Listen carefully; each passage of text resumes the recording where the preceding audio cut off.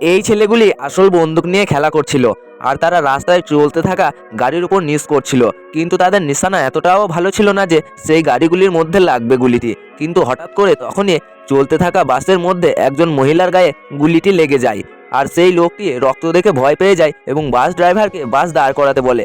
আর বাস থেমে যাওয়ার কারণে এরা দুজন ভয় পেয়ে যায় আর সেখান থেকে দৌড়ে পালিয়ে যায়। আর এই বাসের লোকগুলি ভাবে হয়তো তাদের উপর সন্ত্রাসীরা হামলা করে দিয়েছে।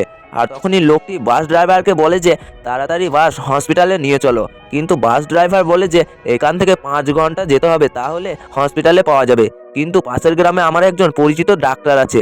আর তখনই সেই লোকটি সেই গ্রামে নিয়ে যেতে বলে, আর সেই গ্রামে বাসটি চলে আসে আর দুজন মিলে তার বউকে কোলে করে নিয়ে আসে। আর সেখানে পুলিশ চলে আসে আর তল্লাশি শুরু করে দেয়। এই দেখে ছেলে দুটি ভয় পেয়ে যায় এবং সেই বন্দুককে একটি দূরের পাহাড়ে লুকিয়ে রাখে। তো বন্ধুরা, পার্ট 2 দেখার জন্য এই ভিডিওতে লাইক করে চ্যানেলটি সাবস্ক্রাইব করুন।